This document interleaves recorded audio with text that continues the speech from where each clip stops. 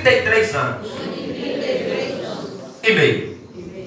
Tá para colocar aqui. Aleluia, glória a Deus. Aleluia. A vida de Jesus foi de 33 anos e meio aqui na terra.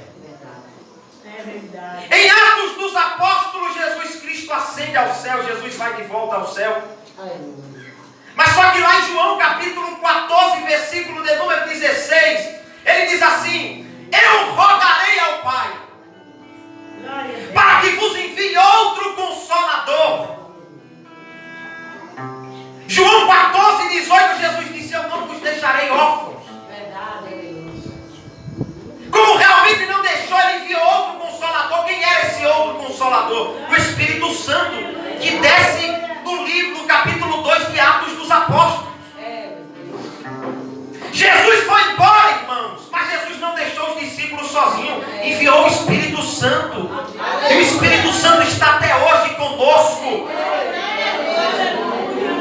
até a consumação dos séculos.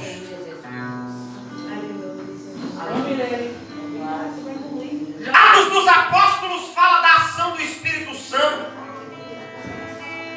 Nos evangelhos você sempre vai ver a Bíblia dizendo assim: disse-lhe Jesus. Diga assim comigo: nos evangelhos a Bíblia diz: disse-lhe Jesus.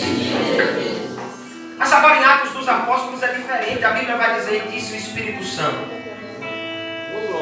por meio de tal.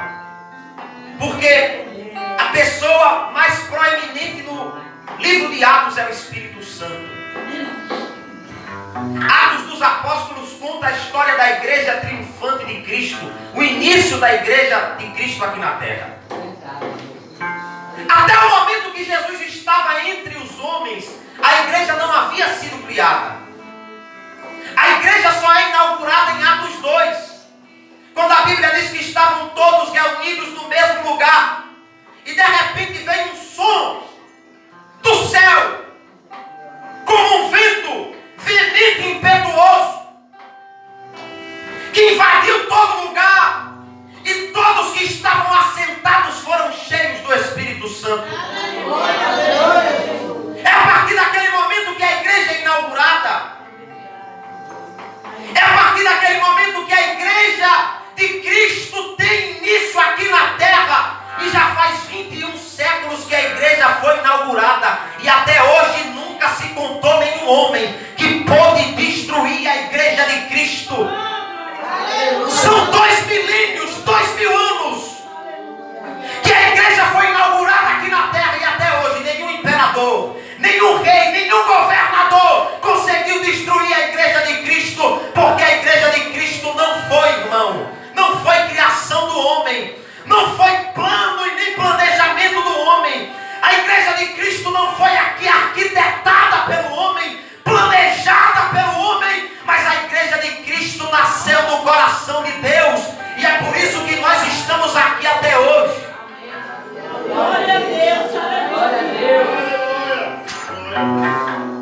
Aleluia. Essa igreja dá-se início, essa igreja no capítulo 2 de Atos.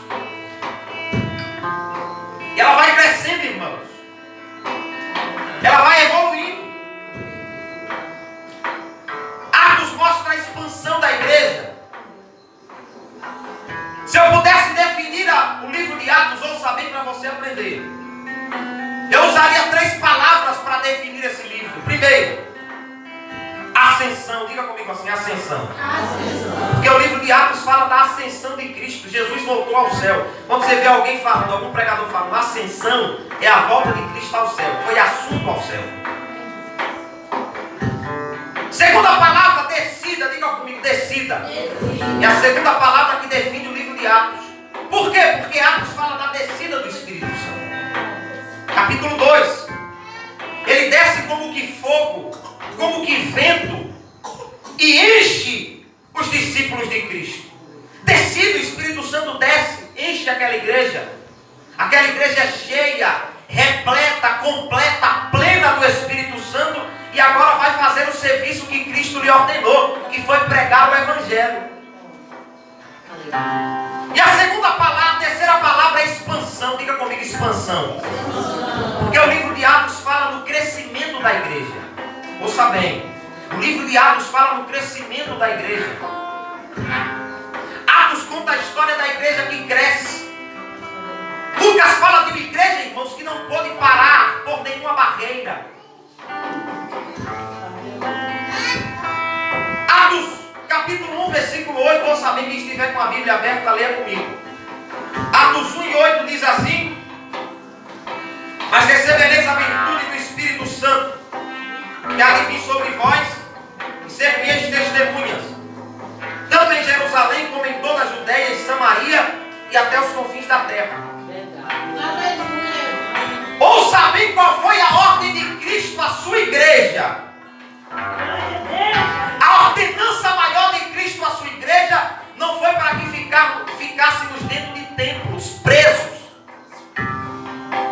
Isso aqui, irmãos, é um local de reunião, de comunhão, de comungarmos com os irmãos, de entrarmos em comunhão com o corpo de Cristo e com o cabeça da igreja ou do corpo, que é o próprio Jesus. Mas você não deve ficar preso a isso aqui. Olha o que Jesus falou aos discípulos, capítulo 1, versículo 8. E ser-me-eis minhas testemunhas em Jerusalém, Judeia, Samaria, até os confins da terra. O que é isso aqui? Isso aqui é evangelismo. Isso aqui são missões. Jesus não disse assim: olha, vocês têm que ficar só em Jerusalém, porque foi em Jerusalém que a igreja nasceu. Jesus poderia ter dito assim: olha, vocês vão ficar apenas em Jerusalém. Vocês não vão sair de Jerusalém. Os irmãos estão me escutando? Amém? Amém. Mas a ordem de Cristo foi: ide por todo.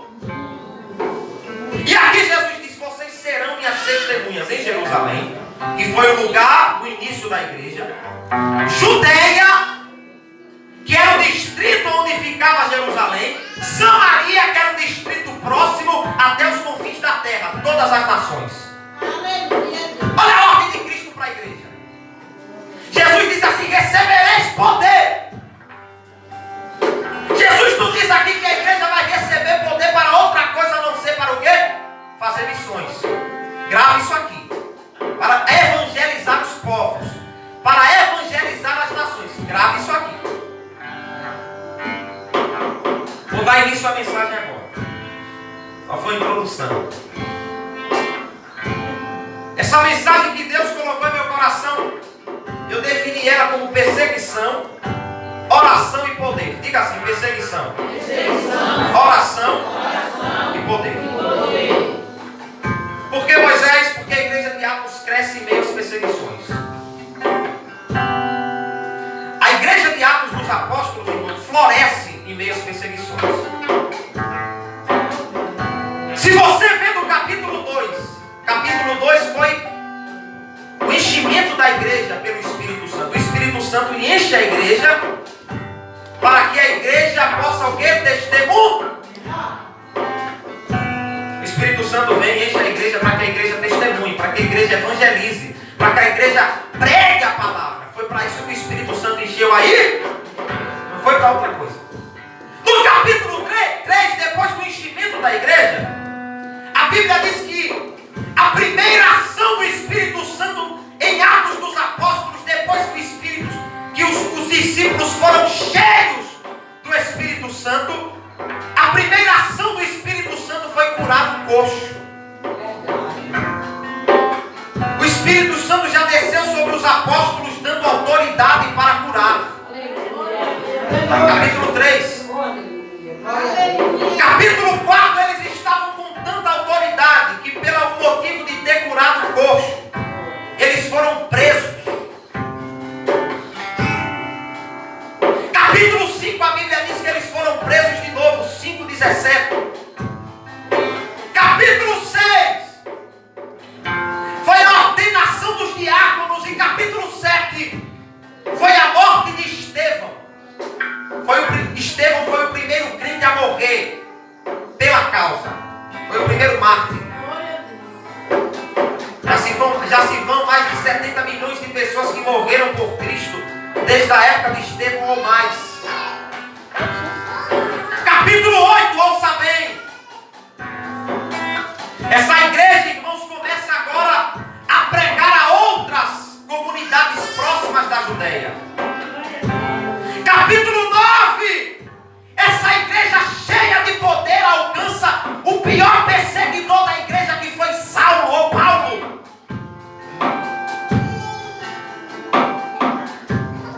Mas só que entenda algo aqui. Depois do capítulo 2, eu contei a história até o capítulo 9. Mas aí a gente pula o capítulo 12 e vai até o capítulo 12. Capítulo 12 de Atos fala do segundo martírio de um dos discípulos de Cristo, que foi agora Tiago. Tiago é morto. Tiago, irmão de João, é morto, decapitado. É morto a fio de espada. Daí por diante a igreja começa a crescer, mas em meio ao crescimento as perseguições também. Diga assim, em meio ao crescimento. Junto com o crescimento. Diga assim, junto com o crescimento. Vem as perseguições. Irmãos, ouça bem. A gente lê o capítulo 1, versículo 8 de Atos. Ouça, grave isso aqui, para você ser edificado pela palavra. Grave isso aqui. Jesus, qual foi a ordenança de Cristo? E recebereis do Espírito e servieis minhas testemunhas.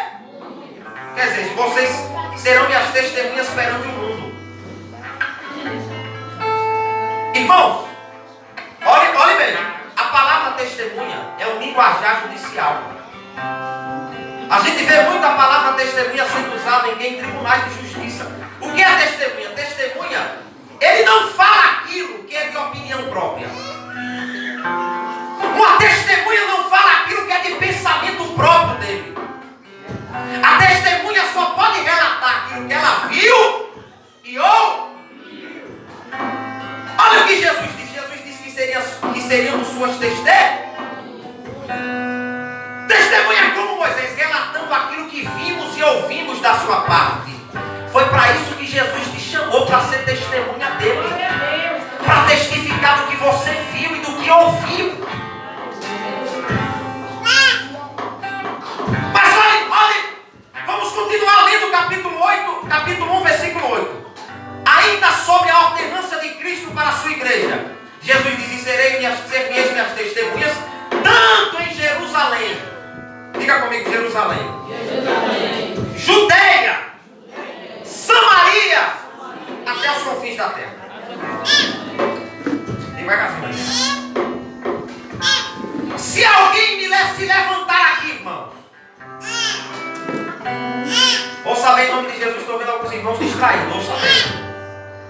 Se alguém se levantar aqui e me mostrar do capítulo 2 até o capítulo 7, aonde é que a igreja sai de Jerusalém ou da Judeia para pregar o evangelho, eu te dou um prêmio no final.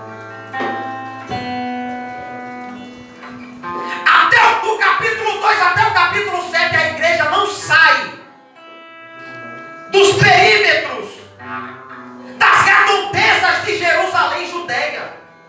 Quer dizer, é uma desobediência à ordem de Cristo. Jesus não mandou eles pregarem apenas em Jerusalém ou na Judeia. Jesus mandou eles pregarem não só em Jerusalém e na Judeia, mas em Samaria também. E outra, não só em Samaria, mas até os confins da terra. Mas só que a igreja estava desobedecendo a ordem de Cristo. Na mente dos discípulos ainda estava um pensamento exclusivista, que nada. A mensagem do evangelho só é para Jerusalém, só é para a Judeia, só é para o povo judeu. Porque o povo judeu é exclusivista. O povo judeu, quando acordava, irmãos, orava por três coisas. Primeiro, orava por não ter nascido mulher, porque para eles era uma maldição. Orava por não ter nascido escravo, era outra maldição. E orava por não ter nascido gentil, quer dizer, por não ter nascido em outra nação a não ser Israel.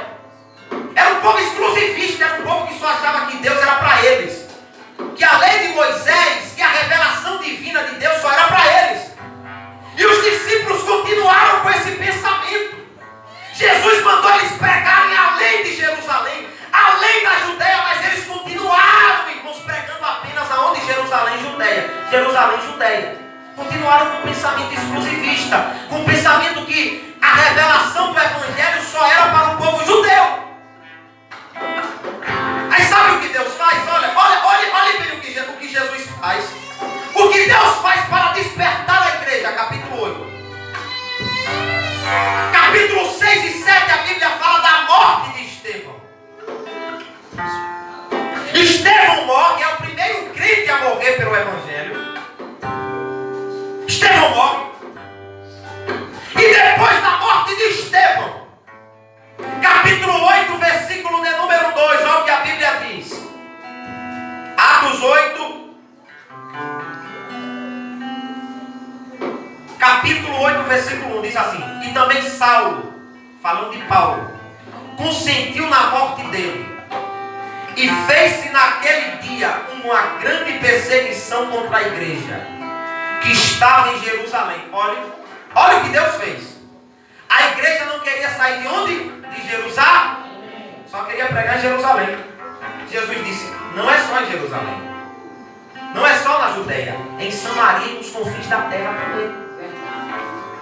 Aí quando Jesus Cristo viu que não estava dando certo apenas a sua ordem direta, apenas o seu imperativo,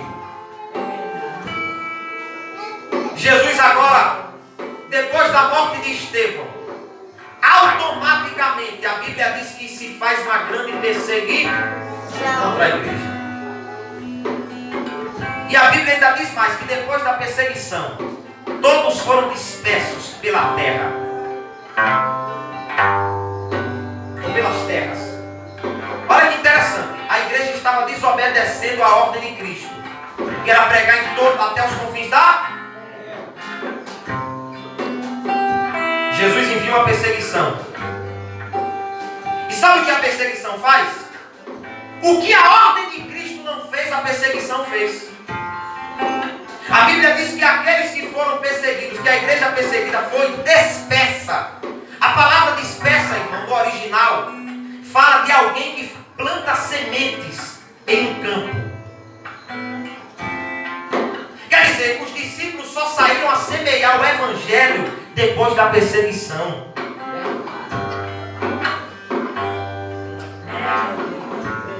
Capítulo 8, a Bíblia diz, capítulo 8, versículo 5, que Filipe, um dos diáconos da igreja, não era apóstolo, era diácono.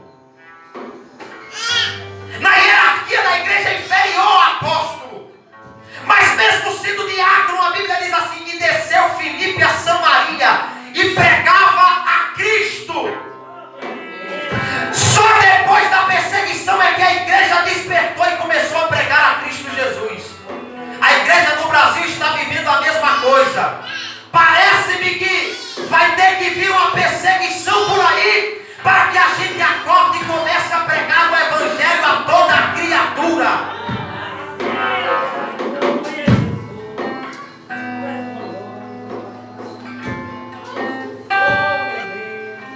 Porque a igreja só despertou, irmão, depois da perseguição. Você está entendendo o que Deus quer falar conosco hoje? Que é o primeiro tópico da mensagem, a perseguição. Foi a perseguição que despertou a igreja. Mas tem uma notícia para vocês. Ouça bem. Capítulo 6 de Atos. Olha o que a Bíblia diz. Você pode não ver muita coisa nesse versículo, mas eu vejo. Porque por trás de cada versículo da Bíblia, irmãos, existe o Espírito de Deus. Olha o que a Bíblia diz. Ora, naqueles dias, crescendo o número dos discípulos, houve uma murmuração dos gregos contra os hebreus. Olha o que a Bíblia nos denota aqui. No início, a igreja só era formada por hebreus. Diga assim, por hebreus. Crentes que eram convertidos do judaísmo, que era a religião oficial dos judeus, ou é ainda. No início da igreja, os crentes que formavam a membresia da igreja só era judeu, quer dizer, só era ali das imediações de Israel. Mas só que no capítulo 6 a Bíblia diz que já não tem só crentes de que? Hebreus. Existem crentes da Grécia também, gregos também. A Bíblia diz que existem gregos. Quem eram esses gregos aqui? Não eram só pessoas que falavam a língua grega que estava convertido a Cristo. Eram pessoas também que tinham parentes judeus que haviam se convertido a Cristo.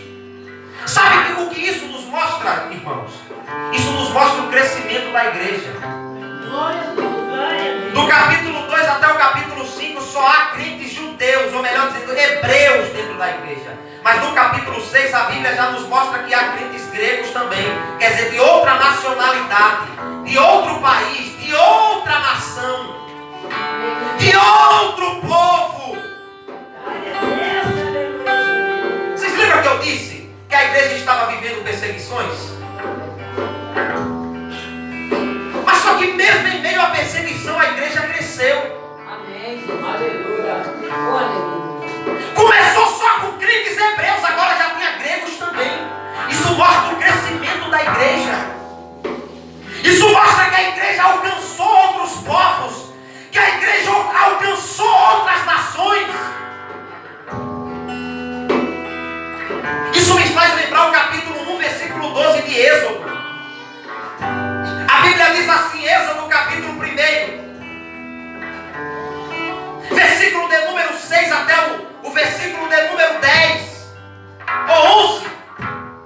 A Bíblia diz que outro faraó se assenta no trono do Egito. E a Bíblia diz ainda assim, que esse faraó não conhecia a José. O termo não conhecia José, irmão, não significa que ele não conhecia a história de José. Significa que ele não estava nem aí para a história de José. O novo faraó que estava comandando o Egito, no capítulo 1 de Êxodo, ouça bem em nome de Jesus. Não é que ele não conhecia José. Não é que ele não conhecia a história de José, mas ele dava a mínima para a história de José. Ele conhecia a história de José, mas não estava nem aí. A Bíblia diz que surgiu um novo faraó que não conhecia a história de quem? Ou que não conhecia José. Esse faraó, quando vê o povo crescendo, o povo de Israel crescendo, a nação, ou o povo de Israel crescendo, ainda não era nação, não tinha uma terra própria, era um povo. Quando o faraó vê aquele povo crescendo, irmãos, aquele povo se desenvolvendo, sendo fértil, o faraó disse assim, epa, tomemos cuidado. Porque se esse povo vier a crescer mais do que a nós, podem se unir com os nossos inimigos e querer guerrear contra nós. Olha o medo de Faraó.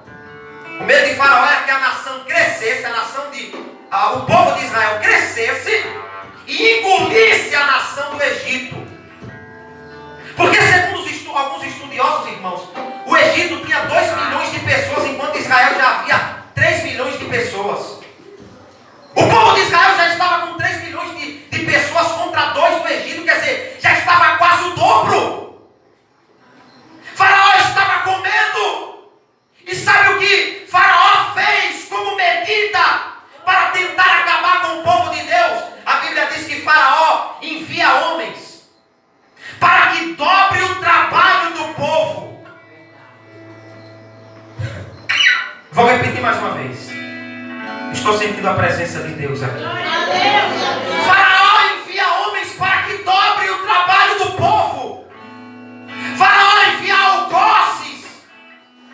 Faraó envia soldados para que façam com que o povo trabalhe mais, se afadigue mais, se canse mais, para que dessa forma o povo pudesse diminuir. Para que dessa forma o povo de Israel decaísse. Olha o que Deus está falando para a igreja. Mas só que no capítulo 1, versículo 12, Faraó tentando destruir o povo de Deus no Egito, a Bíblia diz assim: mas quanto mais os afligiam, tanto mais se multiplicava. Aleluia! Para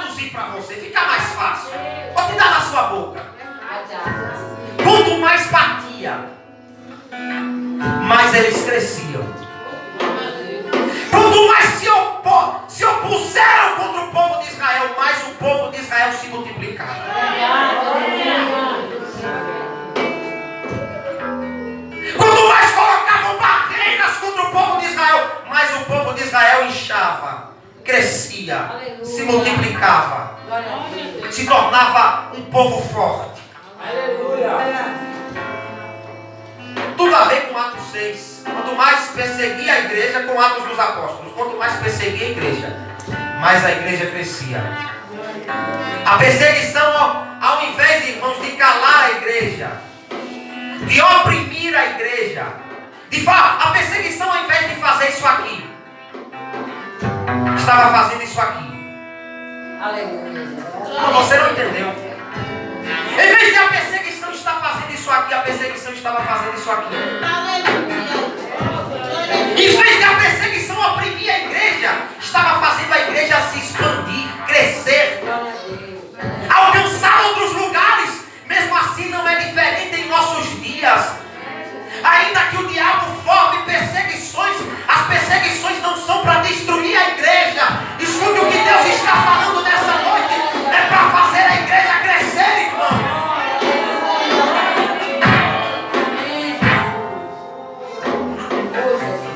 As críticas não são para matar a igreja.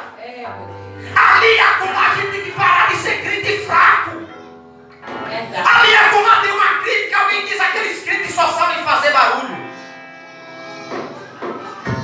Aqueles cabras não cansam de ir à igreja. É toda semana, 4 vezes por semana, frequentando o templo, falando desse mesmo Jesus, louvando a esse mesmo Jesus, pregando a esse mesmo Jesus. São perseguições que não passam do campo verbal, das palavras. E mesmo que fosse para o campo físico, da perseguição literal, ainda assim, a perseguição não acabaria com a igreja. Pode se levantar o Estado, pode se levantar o município, pode se levantar o Estado, pode se levantar a nação, pode se levantar países, pode se levantar todos quanto queiram, não vai conseguir parar a caminhada da igreja. Você é a igreja de Cristo, ninguém vai te parar, irmão. Glória a Deus. Aleluia. Agora diga comigo assim, oração. Capítulo 4 que lemos para encerrar. Capítulo 4 de Atos. Quantos estão comigo ainda bem? A Bíblia diz, se a gente ler todo o capítulo 4 de Atos, a Bíblia vai dizer que depois que os apóstolos curam um coxo, curam o quê? Paralítico. Sobrevém sobre os apóstolos Pedro e João, que foram aqueles que, através do nome de Jesus, curaram aquele paralítico. Sobrevém sobre eles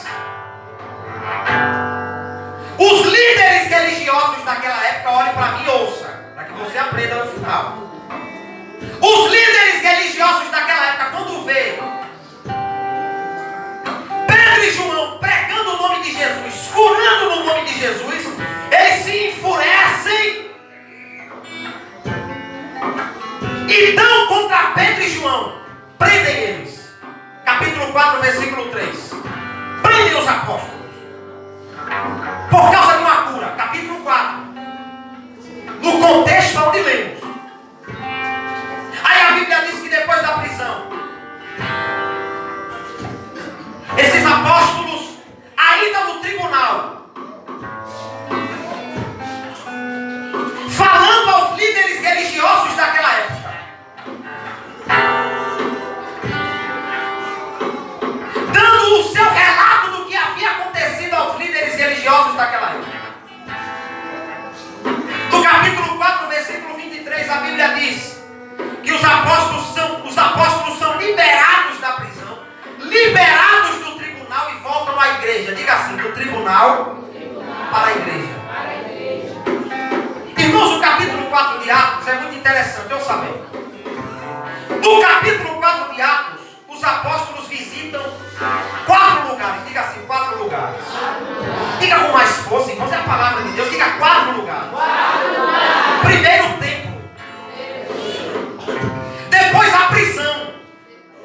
estavam no templo só por causa de uma cura, eles foram para onde? Para a prisão.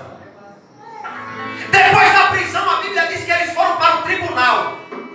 Relataram o que havia acontecido aos líderes religiosos daquela época. E depois do tribunal, eles voltaram para a igreja. Quer dizer, voltaram para os seus. Aquele texto que lemos. E quando eles voltam para os seus, ó que mensagem, ó que revelação Deus quer dar à igreja. Quando os apóstolos voltam para os seus, ouça bem que eu já vou terminar, mas antes de eu terminar, eu quero entregar, como fala o povo aí dos mancos, todo o rolo para você. Ouça bem. Depois que eles passaram pela perseguição, toque Deus, eu vou completar a mensagem onde eu quero. Depois que eles passaram pela perseguição, eles agora voltam para os seus, depois de passar pelo templo, prisão, tribunal, eles voltam para onde? Para aí? Para os seus, para os irmãos. Mas só irmãos, o texto que lemos diz que quando eles voltam para a igreja, depois de terem sido perseguidos, primeiro, dois sentimentos, fala assim comigo, dois sentimentos que os apóstolos